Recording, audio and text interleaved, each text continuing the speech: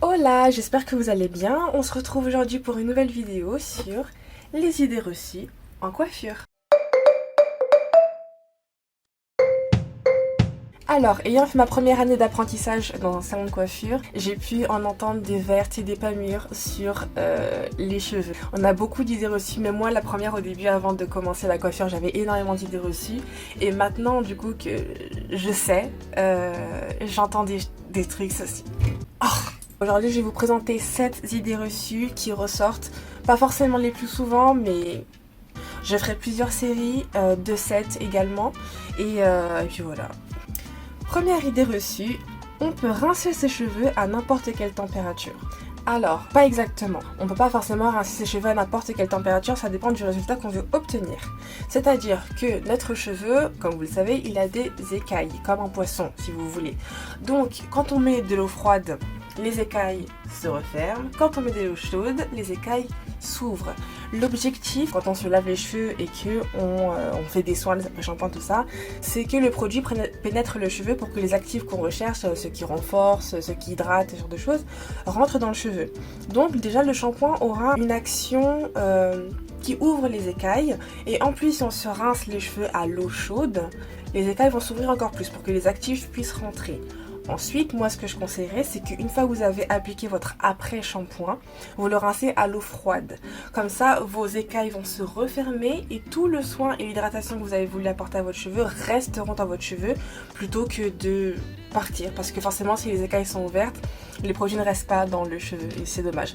Donc, on lave à l'eau chaude, on rince à l'eau froide en dernier pour refermer les écailles et par conséquent apporter plus de brillance.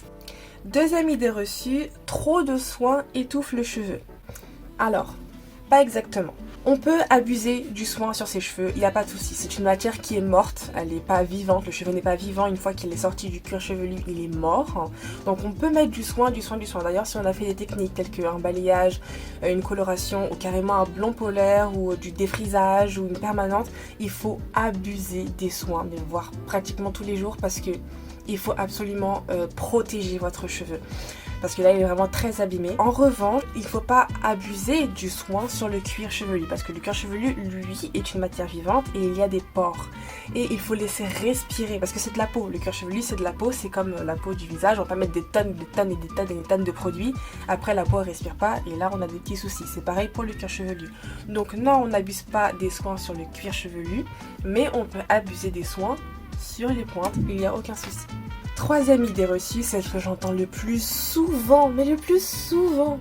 Ouais, mes cheveux sont gras, ils sont sales. Désolée, j'ai les cheveux sales, ils sont tout gras. Non, les cheveux ne sont pas sales parce qu'ils sont gras. Si le cheveu est gras, c'est parce qu'il y a du sébum qui est sécrété par le cuir chevelu qui coule sur la fibre capillaire. Il faut savoir que le sébum, c'est bon pour le cheveu. C'est ce qui lui permet de se protéger et de rester fort. C'est un peu, si vous voulez, vous savez, votre cheveu, il aura plein de nutriments à l'intérieur. Il aura de l'eau, il aura des protéines, ce genre de choses. Et le sébum, c'est ce qui va aider en fait à éviter que toute cette hydratation, si vous voulez, sorte du cheveu. Donc le sébum, il est là pour une bonne chose, il est très bon pour le cheveu. En revanche, il n'est pas bon pour le cuir chevelu. C'est comme pour les soins. S'il y a trop de sébum au niveau du cuir chevelu, ça bouche les pores. Et là, c'est pas très bon pour la peau. Comme pour la peau sur le visage, quand vous avez trop de sébum, vous avez des boutons. C'est la même chose, il faut pas en abuser. Par contre, sur les cheveux, c'est pas grave. Limite, il faut même en abuser. Après, c'est sûr que c'est dur de ne pas avoir de sébum sur le cuir chevelu vu que ça vient du cuir chevelu.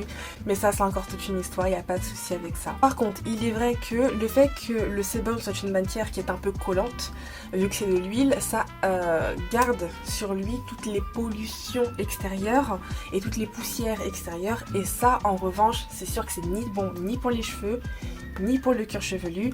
Et c'est donc pour ça qu'il faut se les laver. Par contre, si vous êtes dans un endroit où il y a de l'air pur en campagne, vous pouvez ne pas les laver pendant une semaine. Pendant 3 semaines, même, vos cheveux ne seront pas sales, ils seront juste super protégés par votre sébum en fait. Ils seront gras, c'est pas très joli, mais ils seront protégés. Quatrième idée reçue, si je mets beaucoup de soins sur mes cheveux seront bien protégés contre le fer à lisser. Non. En fait, le fer à lisser, alors, je ne suis pas fan du tout du fer à lisser, quand bien même je peux l'utiliser pour faire des wavy ou ce genre de choses. je ne suis pas fan. Si on me demande pas de passer la plaque, je ne passerai pas la plaque, tout simplement parce que quand on a fait un soin en profondeur, tout ça,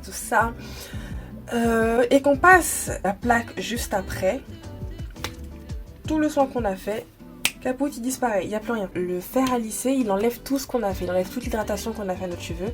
Et c'est pour ça qu'en fait, non seulement ça ne sert à rien de faire plein de soins pour protéger le cheveu, mais en plus c'est plutôt le produit que vous allez brûler. Mais vous allez avoir du produit brûlé sur la feuille capillaire, c'est pas très cool. Et puis non, ça ne change rien. La chaleur du fer à lisser est trop nocive pour le cheveu, si je puis dire.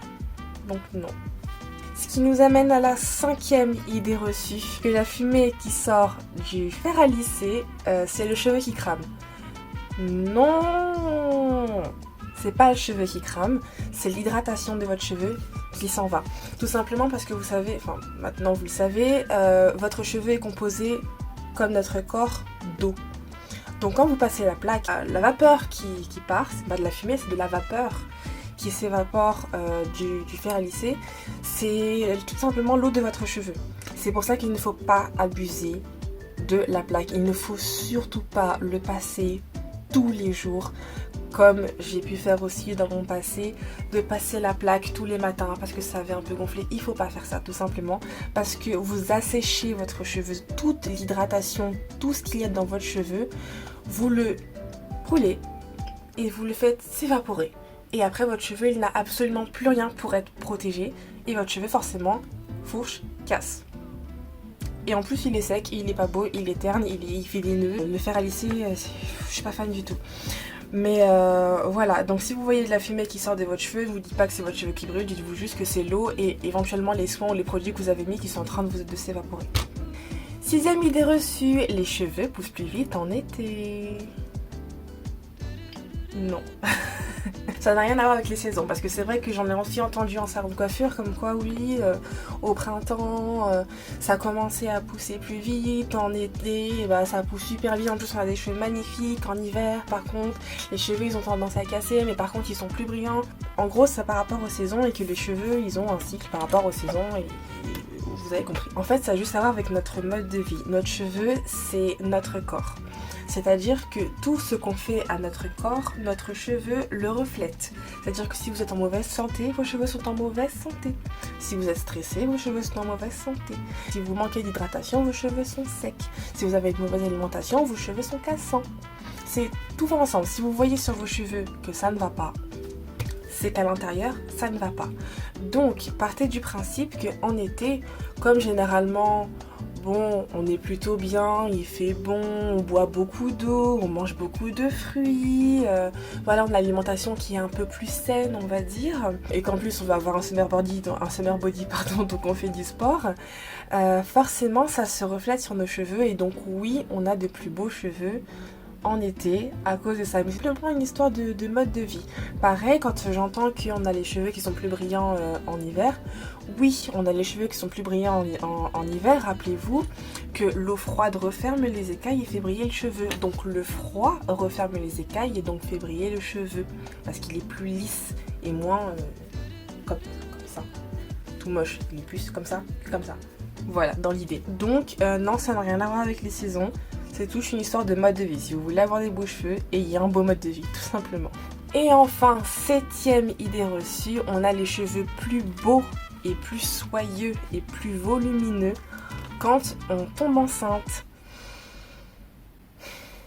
Alors, comment vous dire ? Le cheveu a un cycle qui se fait en 3 parties. Il y a la phase anagène, la phase catagène et la phase télogène. Pour vous faire gros, la phase anagène c'est quand le cheveu pousse, la phase catagène c'est quand le cheveu ne pousse plus et la phase télogène c'est quand le cheveu tombe. Quand on tombe enceinte, la phase télogène ne se fait plus, ce qui fait que nos cheveux poussent, la phase anagène est toujours là, le cheveu pousse, la phase catagène est toujours là, donc le cheveu ne tombe pas, mais il est là, mais il ne tombe pas, et la phase télogène, ça part. Il faut savoir que vos cheveux tombent tous les jours. On perd en moyenne 150, 100 cheveux par jour en moyenne. Ça c'est normal. Donc si vous brossez les cheveux, qu'il y a des cheveux dessus, c'est tout à fait normal. Je viens de donner une idée reçue. Voilà, c'est pour ça qu'on a l'impression d'avoir beaucoup de cheveux, c'est parce que les cheveux qui sont censés tomber ne tombent pas, et qu'on a l'impression d'avoir de plus beaux cheveux. Alors, oui, ça a à voir avec l'alimentation, du coup, vu que quand on a un enfant, techniquement, on est censé quand même en prendre soin, donc avoir une bonne alimentation et une bonne hygiène de vie. Ça a aussi à voir avec les hormones qui fait que quand le cheveu il pousse, il a une matière légèrement différente, un peu plus en forme, forcément. Par contre, on a forcément plus de volume et donc du coup ça fait un effet d'optique d'avoir l'impression que nos cheveux sont revigourés, alors qu'en fait non, c'est juste que les cheveux qui sont censés tomber sont là. Et c'est pour ça que quand on accouche, tous ces cheveux qui étaient en phase catagène et qui n'ont pas passé la phase télogène passe en phase télogène et là on a des touffes et des touffes et des touffes de cheveux qui tombent et on comprend pas pourquoi. C'est tout simplement ces cheveux là qui auraient dû tomber depuis 9 mois, qui ne sont jamais tombés et qui tombent maintenant. Voilà, j'espère avoir éclairé votre lanterne, vous avoir appris quelques petites choses. J'espère vous avoir un peu plus rassuré sur vos cheveux et des choses que vous pensiez anormales. Il y aura encore d'autres séries. Si vous avez d'autres questions, n'hésitez pas à poser-les moi, j'y répondrai. Donc comme ça, on aura encore plus de questions-réponses et de vrais-faux et d'idées reçues et compagnie. Et puis, on se dit à la prochaine vidéo. À plus.